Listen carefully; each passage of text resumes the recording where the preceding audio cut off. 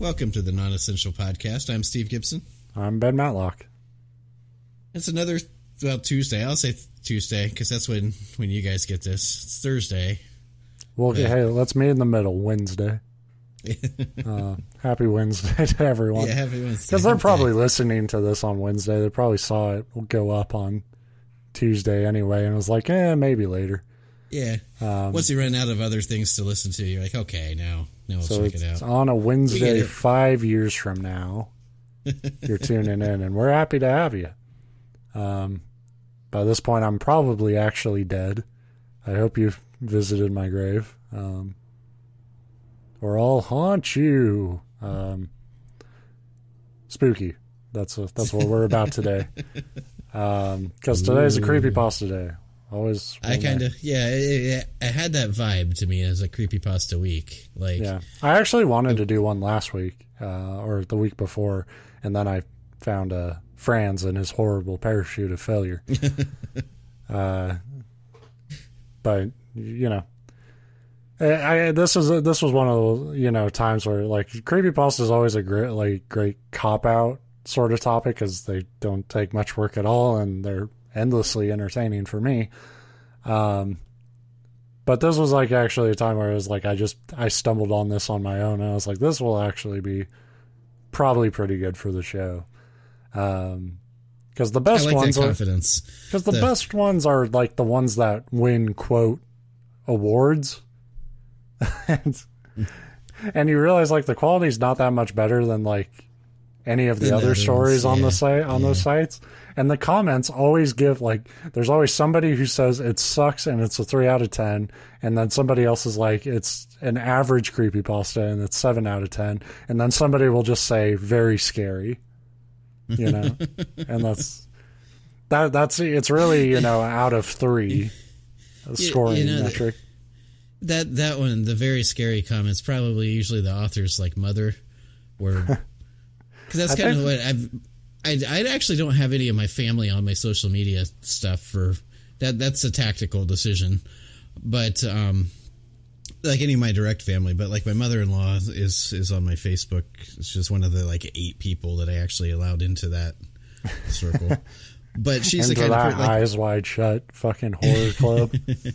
No, it's Facebook, so that's the whole just oh, here's pictures of my daughter, she's cute. But that's the kind of comment no matter what you post, it's always oh, very cute or very funny or that looks very just the generic OMG, trying to be smiley face.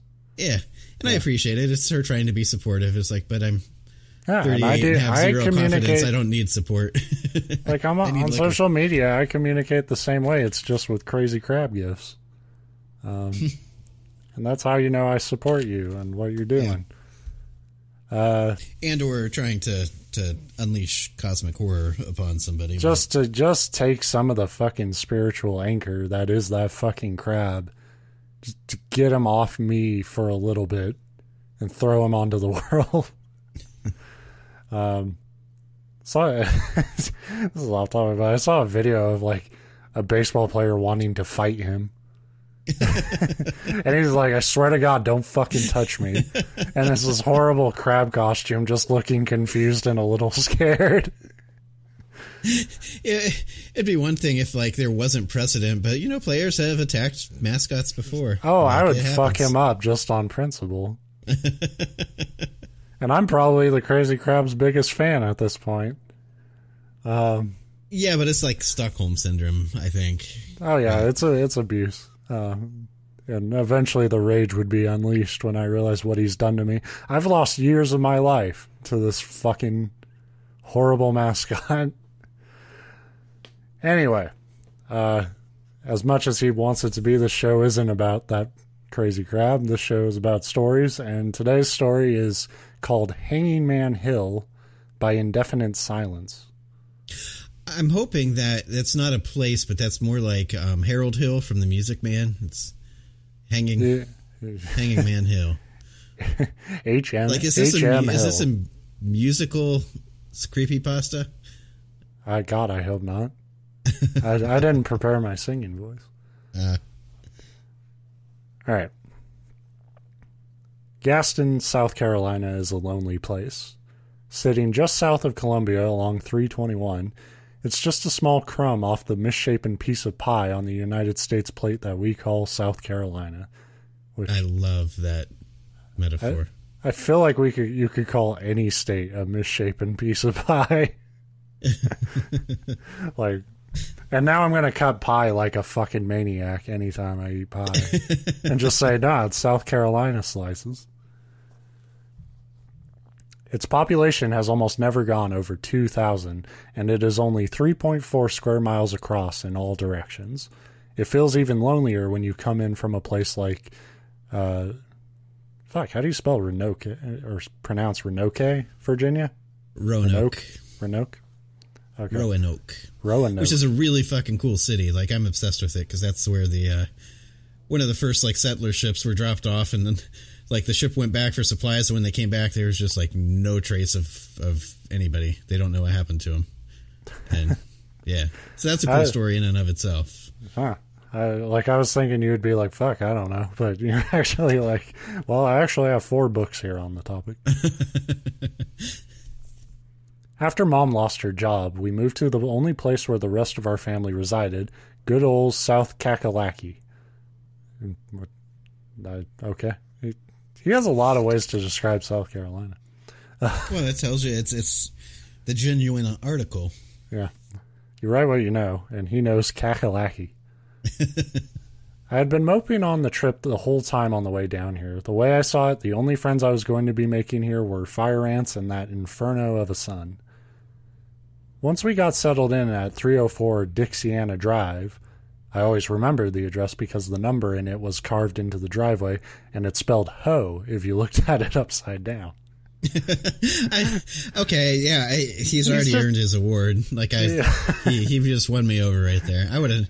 You don't think of that. That's something that had to be drawn on from personal experience. I always remembered it because if you type it into a calculator, it says boobs.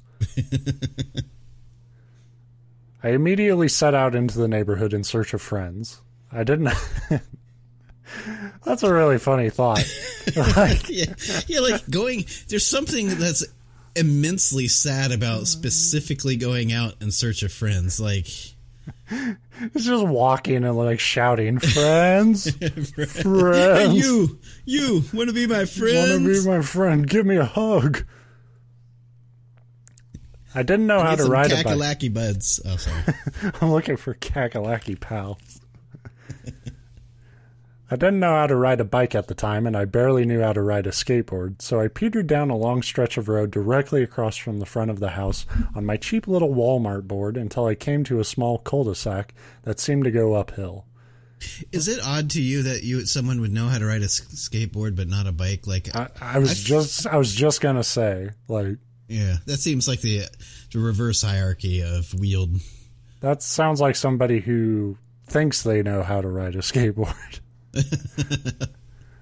My hands were getting sore from all the gravel as I was paddling myself. Yeah. That sound just luges downhill.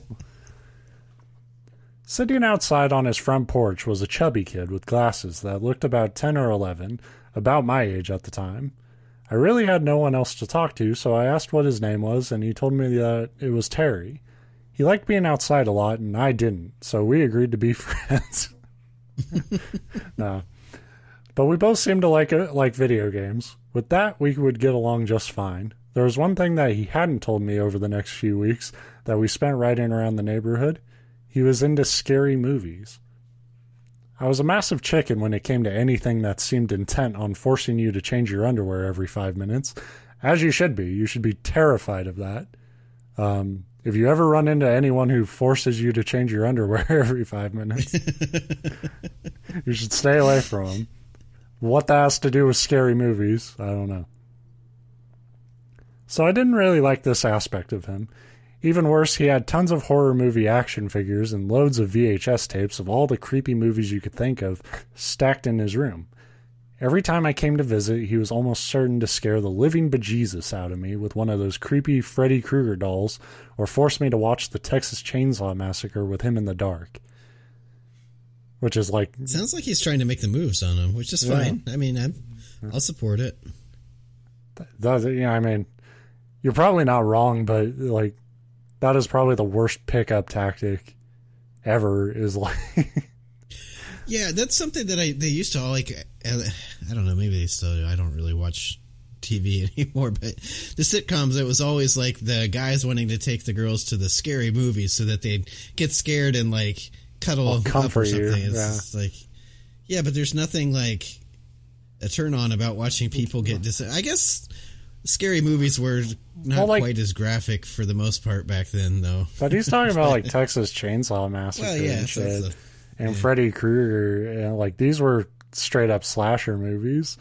And like I guess like there is kind of in fact, knowing what I know about the internet, there's definitely an arousal and fear. But like these types of movies, you would be trying to put the moves on a girl, and she would just be like, wait, every time people had sex, they get murdered in those movies, so we're definitely not having sex. Yeah, good point. His room wasn't really that nice looking to begin with. He had a bunk bed. He was an only child, and only his grandmother lived with him. But I mean, bunk beds are cool. I remember when I was a kid, me and my brother had bunk beds, but I was quickly the only one with them. And that was awesome. So you and your brother had bunk beds, but like each separate bunk each beds, our own pair of bunk. That is actually very indicative of me and my brother's relationship. We have to be even all the time, even if it's absurd. My brother's got more beds than me. He had a bunk bed in which he slept on the bottom, and all his slasher flicks and action figures slept on top. That's very weird. Because it's like, hey, good night, Freddy. Just like tucking him in. There were loads of holes in the walls, and everything had a generally grimy feel to it. It made those horrifying moments of watching pure terror in the dark all the more icky. One day when he realized that I pretty much hated any kind of horror movies he threw at me, he began telling me urban legends. Some of them were about the town as a whole, but more than not, they were about our particular neighborhood. I didn't really believe any of them. That is until he told me about Hanging Man Hill. It was about a year after we had met each other and we were riding around the neighborhood. By this time, Terry had told me to man up, and he had eventually taught me how to ride a bike. He stopped me when we were riding in front of a house we had simply entitled The Crack Shack, due to its residents being stoned out of their minds on a regular basis. It's good that the parents let the kids just hang out there then. Yeah, well, I like that they go with crack for just, like, probably just, some pot smoking. Like, yeah, true. Look at these fucking burnouts. He seemed to be peering out a small pathway behind the place that went up further as you went back. He was usually the leader when it came to showing me new places in the neighborhood, so I didn't question a thing when he beckoned for me to follow him up the trail. It was a pretty steep climb up the side of the hill, with plenty of sand and rocks to send anyone not being careful straight back down. It felt as though the trees were closing tighter and tighter on us until we reached a large opening at the top. Besides the empty soda bottles and used condoms, the only man-made thing in the area that I could see were long stretches of telephone poles going across a series of sandy, dry hills. If not for the... That's like such a cliche teenager hangout. Let's go drink some soda pop and then have sex. Yeah. Not beer bottles or liquor bottles. That's all this is a coming-of-age story. If not for the 2 strips of heavy forest on either side of these hills, it might have gone on forever. The area didn't seem to have any particular importance. I had expected him to bring me to some awful cemetery, but in the dying light of the late afternoon sky, those rolling hills looked beautiful. I thought that he might try some desperate last attempt to scare me, but instead he just turned to me with the most serious and grim face I had ever seen on him. "Here we are, Hanging Man Hill," he whispered. "Hanging Man Hill? Is this another one of your stories?" "Sort of, except this one's true." I rolled my eyes at the thought. How did he possibly expect me to believe any of his stories? He just kept staring at me with that face, waiting for me to respond. How could this even be a Hanging Man Hill? There's no hanging man, and there's at least 6 hills here. Good job, man. You crack. You're poking holes in this story already. Nothing about this holds up, Terry, you idiot. Right down there, look.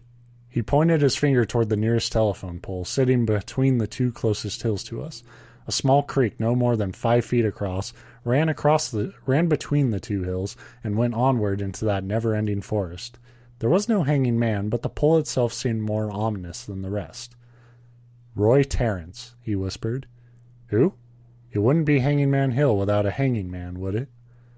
He bolted down the first hill on that blazing orange bike of his. I tried to keep up, but Walmart and sporting goods don't seem to mix. Maybe one of the truest This statements. guy's got like a gripe against Walmart. Like, I get it, so do I. Well put. But, well placed, yeah. There was a faulty chain on my my cheap dull red bike. The sticks from the surrounding trees had rooted themselves to the ground and were now snagging onto the dangling chain. With one mighty tug of a huge root on the bike, I was head over handlebars all the way to the bottom.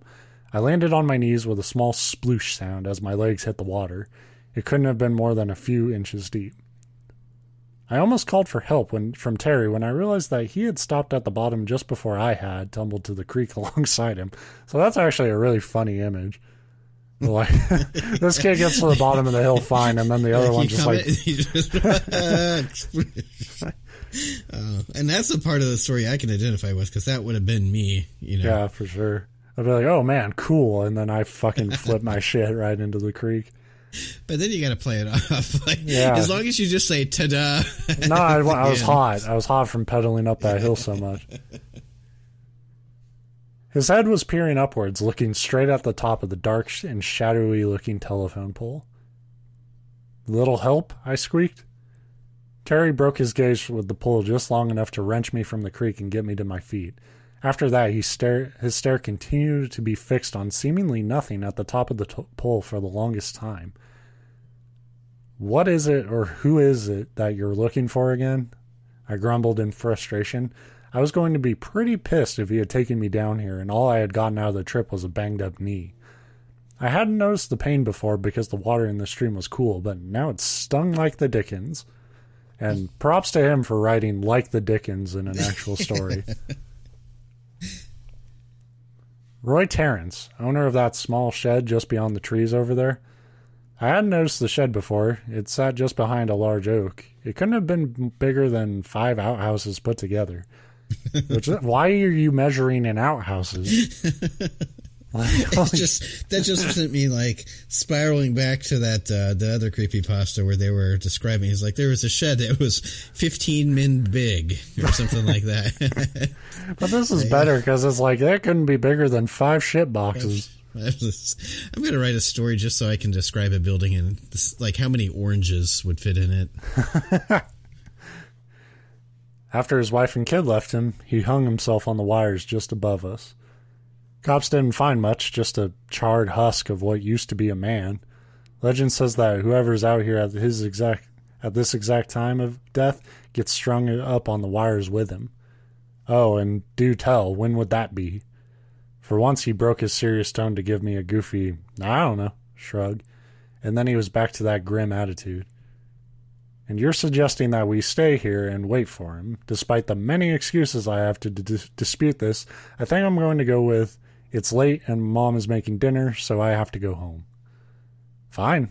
Tell your mom that you're sleeping over at my house tomorrow night, and I'll do vice versa with my grandma. Meet me here at 7. Against my better judgment, I decided that I might as well come. What harm did it do? Obviously, yeah. What could happen? I love this kid so far because he's like, well, he starts off with like, hey, I can ride a skateboard but not a bike. And I met this kid that doesn't like anything that I like, so we became best friends. But then he kept making me do stuff that I hate, so I kept doing it. And now he's telling me the story that I don't believe, but why not? I'll come out. I got nothing better to do. Like, obviously he found 0 other friends when he was on his quests. Well, when on your quest to find friends, you shove friends until you find one friend. What harm did it do? Obviously he was lying, and if nothing else, it would set my mind at ease to see that he was. While none of his stories actually seemed to be true up until this point, his sudden change of tone had made it slightly more believable. When he had told his other stories, he was giggling so hard that one might think he had snorted at least a pound of happy crack. Which I don't... If you don't know drugs, don't write about them. Like, well, I mean, there's happy crack, there's angry crack, there's butt crack. I don't know. As an expert, trust me, there's only one true crack. The change your life crack. And that's open for a lot of options. When we were headed home, just as the last tin of orange had left the sky, I asked him, "Why did you get so serious back there? You're always such a goofball." "I lost my grandpa to Roy Terrence. My grandma was with him when it happened. Haven't you ever wondered why she's so grumpy all the time?" His grandmother was in fact very crotchety. I had never bothered to ask why she was that way. If this was all some elaborate hoax by Terry, I was going to slap him into next Thursday when this was done. I like the thought, though, that maybe, like, he'd just be like, "Hey, old lady, you're always so mean." She's like, "My husband was killed by a ghost." Oh. You're like, okay, gotcha. Oh, sorry, Terry. I just thought she was a bitch. That night, I had a horrible nightmare. Like most people, I couldn't remember much about it, but it had Roy Terrence written all over it. Even though it was roasting on that hot South Carolina night, I had woken up with the chills. By the time 6 p.m. had rolled around, I had already packed my old school backpack with basic equipment like a flashlight and a few bags of Chex Mix in case we got hungry. By 6:30, I had rolled out into the neighborhood as fast as an overweight 11-year-old could. I had to admit I was actually pretty excited. Finally, at around 6:55, I arrived at the small creek where Terry had already set up a small fire and was roasting marshmallows. If I hadn't decided to show up, I would have disappointed him like hell. "How is this exactly going to work out? Are we going to just camp out here all night? We don't know when he's supposed to show up," I said.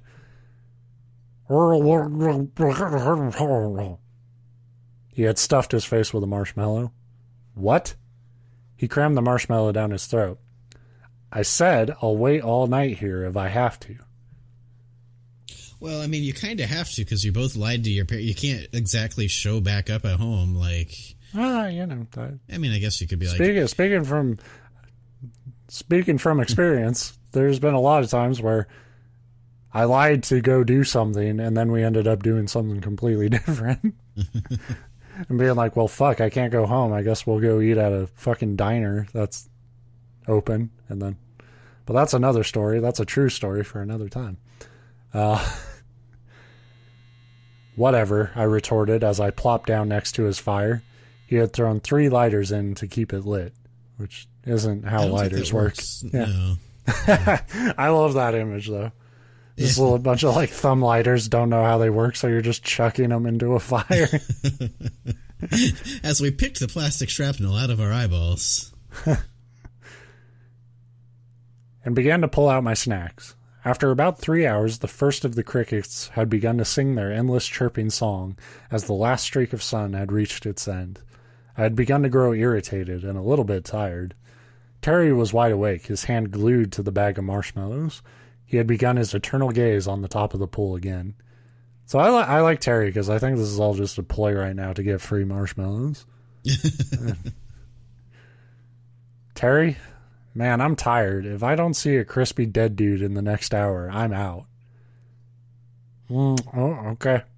His cheek stuck out like a squirrel's with another marshmallow. I snuggled up to the fire and began to doze off.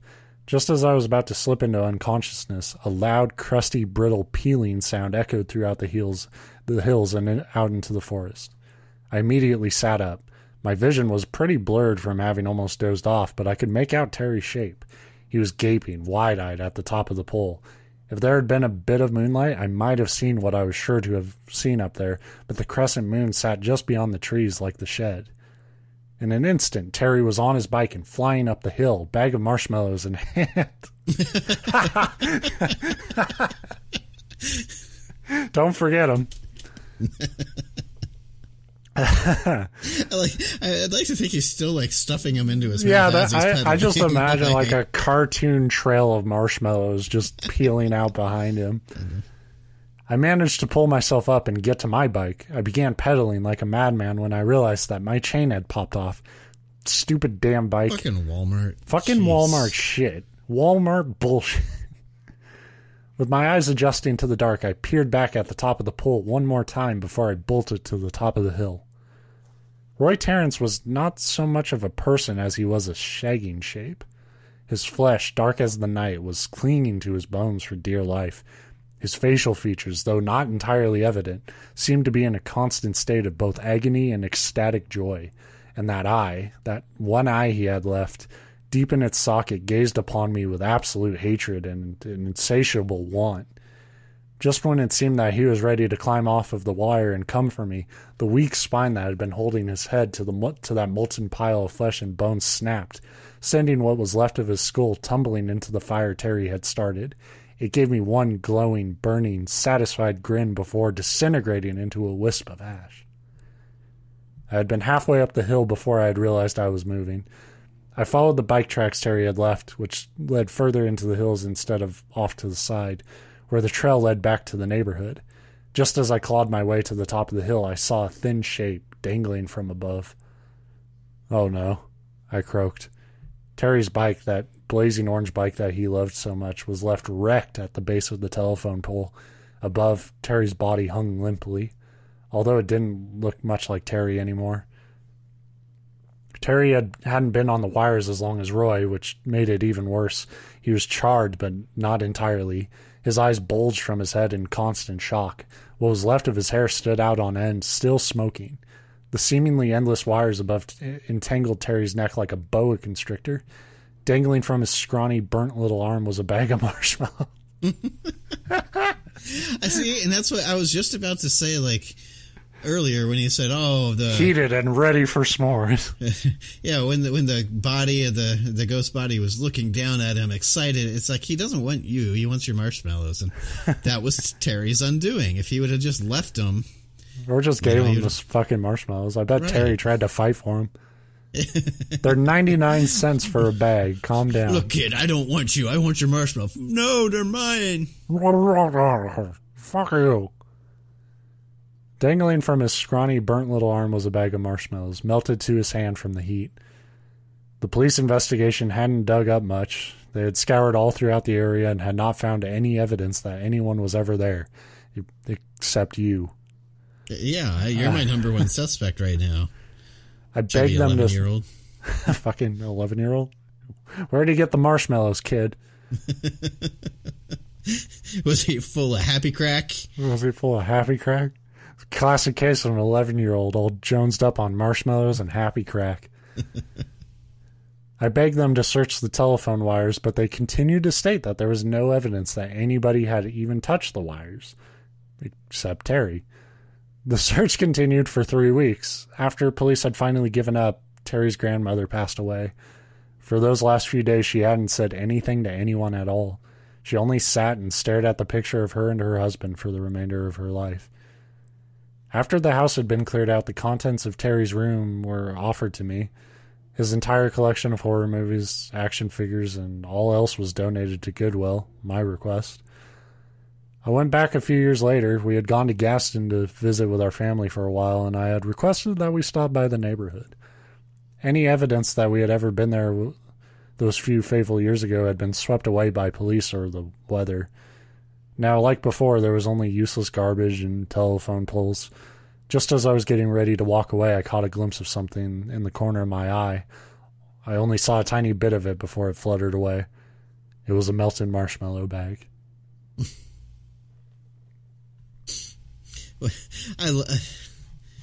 I do love the focus on the marshmallows. That's the thing. Like, I actually, now that I've read it, like, I actually think that's a pretty damn good story for like a very simple, like, you know, kids, you know, getting in over their head with something.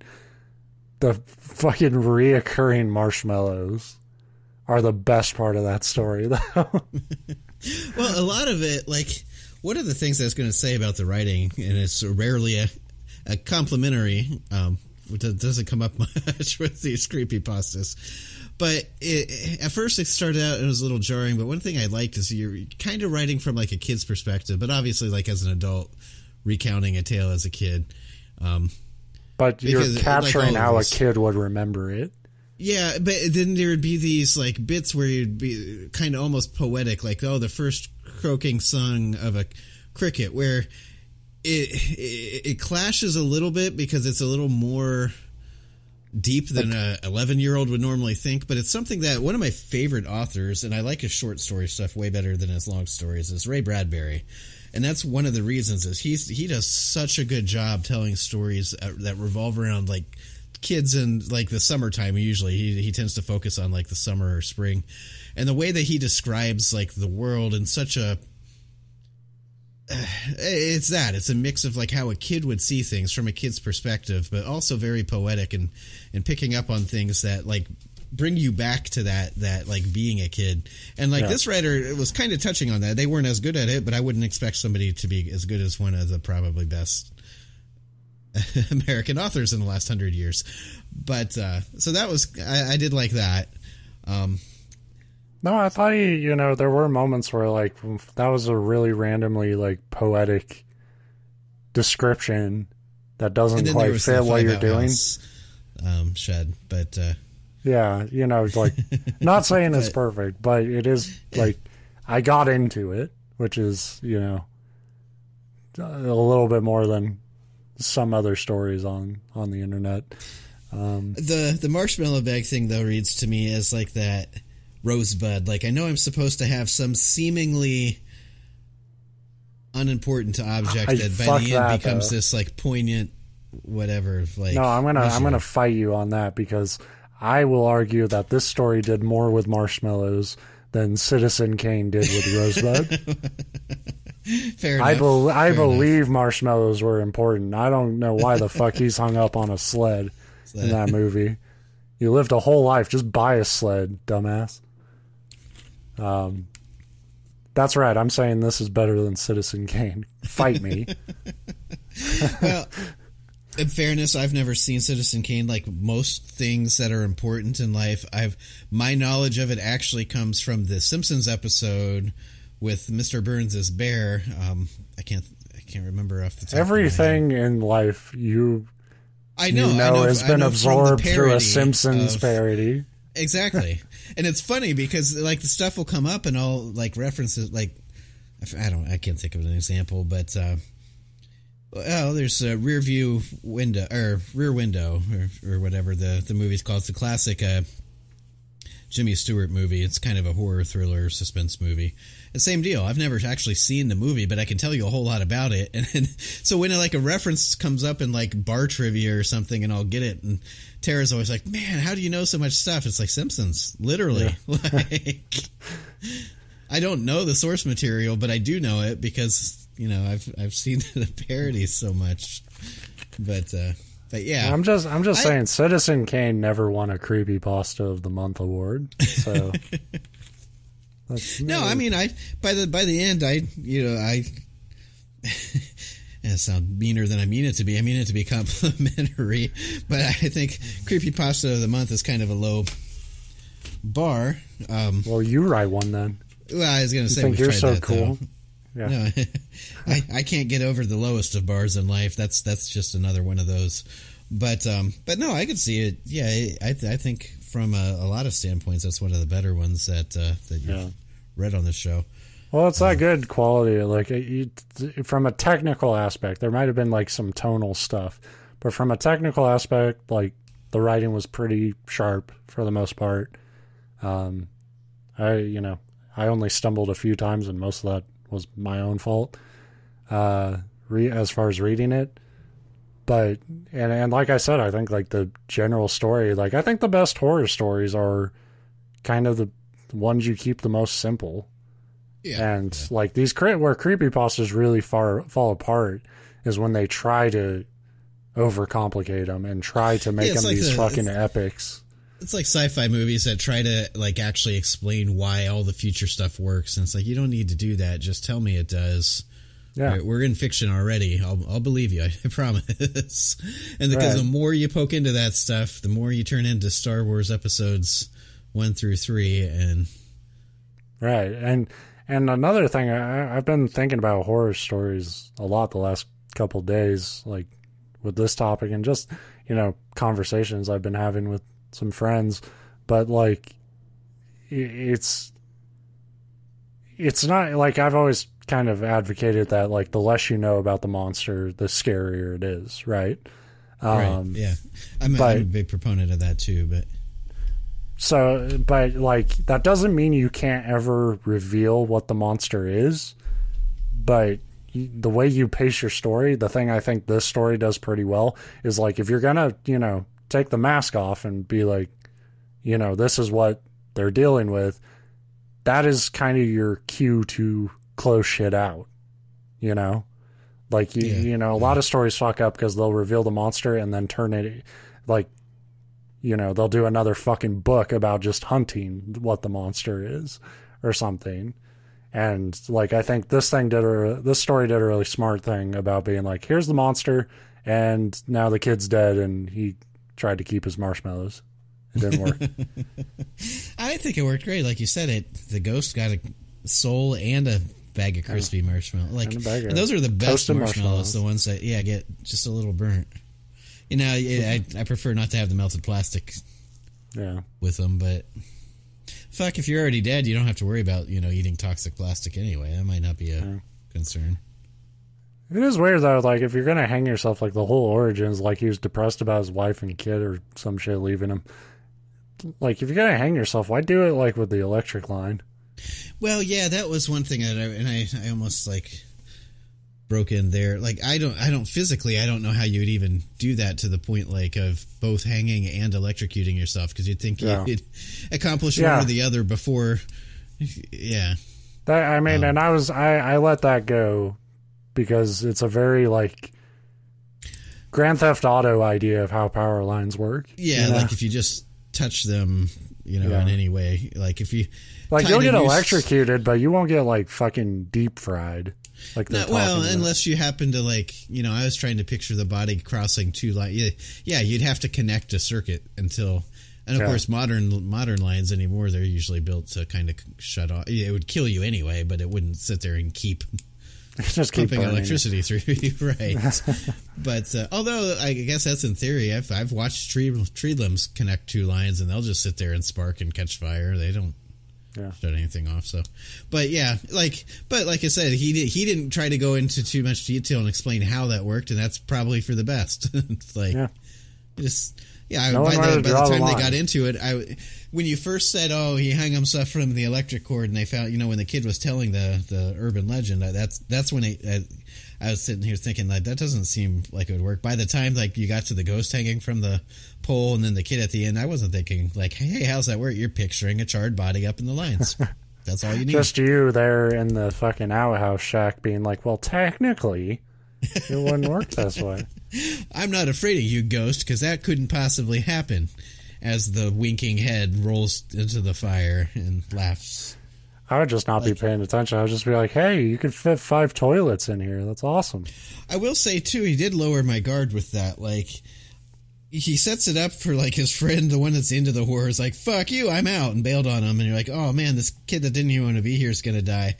And then, like, the head falls into the fire, and I'm like, oh, man, they finally put an end to this legend. Like, I thought that's where you're going with it. And then they're like, oh, yeah, then I found my friend, like, up the road, dead. Yeah. And you're like, oh. Yeah, that's actually, it's kind of, I don't know if it's a good thing about this story, just kind of something like that's really cliche about a lot of creepypastas. But a lot of creepypastas, your main character either gets killed or is the killer. Yeah.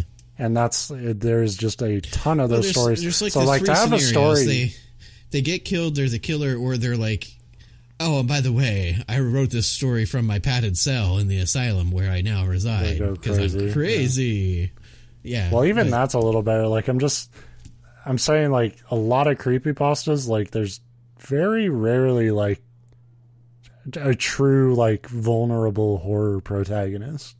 Yeah. And you know, and again, that's something I could give a nod to this story is like, kid didn't want to be here. Kid made it out of it, but not, you know, unscathed.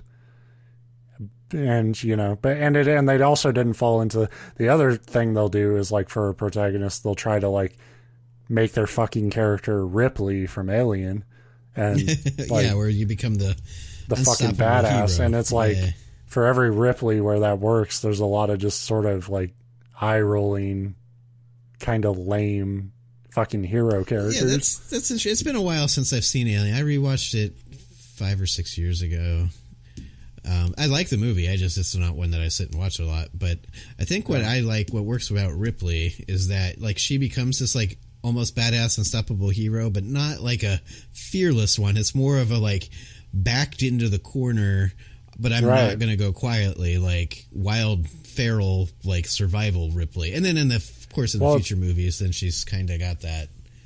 She's got the experience and stuff. And at that point, yeah, she's kind of a video game character.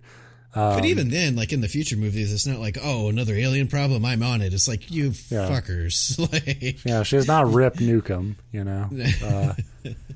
But like, exactly, she builds up to like fighting the alien. She like, you know, because she does get backed into a corner, and she's not. She doesn't start the movie as like a perfect hunter. No, and it's and by the end, she's not a perfect hunter. It's not a fuck it. I'm not scared anymore. I'm going to kick this alien's ass. It's like I snapped and I want to survive, and I'm not going to back down anymore. But that's a great movie. I like Aliens too. This is the second one, but that first one has that kind of you can't capture it again type once in a lifetime movie feel to it. And then somehow every other movie after the first two they fucked up. It's like it's the most perfect like universe and setting for good movies and video games, but they cannot make good movies or Isolation was pretty good. But. Think about horror movies and stories in general, and like how you can't. It kind of goes to what I was saying. Like once you kind of peel the fucking mask off the monster, you can't really keep that momentum. And too many like horror stuff tries because it's most of the time it's a cash grab. Like I think, like I was thinking about The Thing because I think about The Thing a lot. As far as like, to me, that is like almost a perfect horror monster because you can define it and it has rules, but by its very nature, it's constantly changing shape. So you never quite get that like, what's its true form, you know? Yeah. And I think there's some brilliance to that. And even that, the more you know about it, like they tried to do that fucking prequel movie a few years ago, and that sucked. The thing about The Thing, that's another movie I've not seen, and it's one of those that because I haven't seen it, I would love for them to do a remake that's like true to it, just with the better, because that's the one thing that kind of hurts it looking back at it now is that the nature of the creature in that movie, you know, is a very special effects heavy movie. I guess that's very. The special effects though are so like they're dated, but they're so fucking like impressive for the time. Yeah, but that's what I mean. As somebody that hasn't seen the movie yet and could see it fresh, like how cool would it be to have it with, like where they actually stay true? Yeah, but from what everything I've seen, it's like they didn't. I don't know. I should probably watch. You should watch The Thing because like it's even like it is like a little bit fucking cartoonish to watch, and the effects, they're silly, but they're still kind of terrifying. Like they do really great combination of like fucked up visuals with like eerie, like sudden loud screeches and shit. And really the reason you should watch The Thing if you haven't watched it is the ending is like genuinely one of the best endings in any movie I've ever seen. But yeah, like that's Rosebud thing. Yeah, they go Rosebud, and then the fucking alien's like, oh, Rosebud, I love that movie.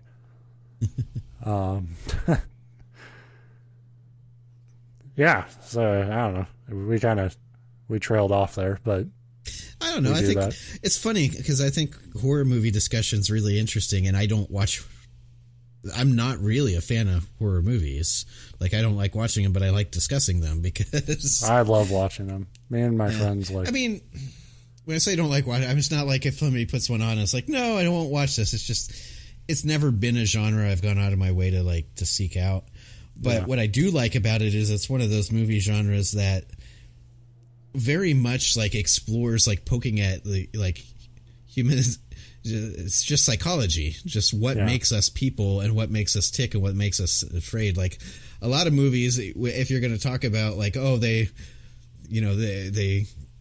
base this around, they studied how humans behave. It's from a marketing standpoint, like what makes the people want to spend money to come see this movie. Yeah, right. So that's what I do like about horror is that it is one of the genres that I think has poked about like what makes us human. I think they've done maybe the most to poke at that.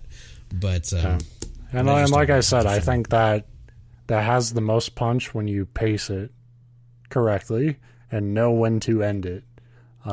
Because it's like you could do one movie like the original Halloween is one of my favorite horror movies, and then they made 15 more. And they weren't necessary. And like you said, by then they've unmasked the monster, and they're just cash grabs. Or we know you guys like these movies. So and there's none of that psychological element to it anymore because it's like it's the same threat. You're not learning anything new about the threat or learning anything new about human nature through telling that story, because really you're just kind of following a blueprint you established in the first movie.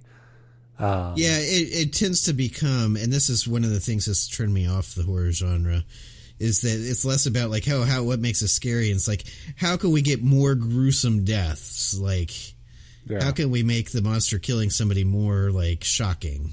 And it's like, well, I don't watch movies to be like gore doesn't bother me, but it's got to be gore in a good context. Like gore for the gore's sake is not something I'm into. When I was in high school, I probably would have been, but I'm not either. And that's the one thing like that's kind of weird about me liking The Thing so much is there's a lot of gore in that, and like it's.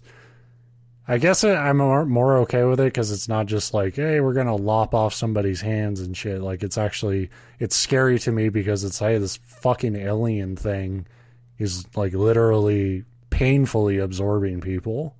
Yeah. Well, yeah, that's like I say, gore for the sake of story or exposition or, sentence, getting a point across, I'm fine with. Like I said, it's not necessarily my favorite thing, but, like, I play a lot of video games and a lot of things that are very gory, but there has to be a reason to it deeper than just like, oh, look how gross that was. Yeah. Like, and I think that's something that like, we did that episode a while back where we each had our own horror stories. And I think mine's really indicative of like the type of stories I like to read, which is like the horror. There's no like gore. It's not a bloodbath type of story. Like I prefer more to be like just sort of psychologically unnerved by what I read. And like I said, when there is a point where you have to get to a point where it's like, showing kind of the gruesome details, I thought this story did a really good job with like, breaking down like, okay, we finally see the monster. We have to define it. But you didn't let it just like hang around and growl at you and shit, Yeah, like so it actually like we have to. I'd be remiss if I didn't mention the biggest thing that this story does right is the protagonist didn't nearly shit himself. I thought he was going to when he mentioned the whole like, oh, why would I watch horror movies? Because then they, the things that make you soil your, change your underwear, and it's like, oh, it's coming, but he didn't. He didn't. Or she, or I don't know who wrote is there an author? Or I don't remember. You might have said it was an author by the name of, I don't want to get it wrong. I think I know it, but Indefinitesilence is the user. And we'll link it on the Creepypasta fandom, as we always do. But I will not give him credit for that because he almost shit every time he watched every 5 minutes of a horror movie. as he stated in the beginning of the story. So yeah, like I said, he mentioned the underwear thing, but he didn't say I nearly shit myself. He just he intoned that he does fully. We're gonna launch an investigation, and if we find out he's a pants crapper or a near pants crapper, we're taking his trophy. Yeah. But yeah, my opinion on that is if you actually crap your pants, that gives you some cred in my book. It's all the people that nearly crap their pants. That's but you do one or the other. Quit riding the fence with your crappy ass. Anyway, so good story. It was fun. We're done now. I enjoyed it. Bye. That sounded harsher than I meant it to.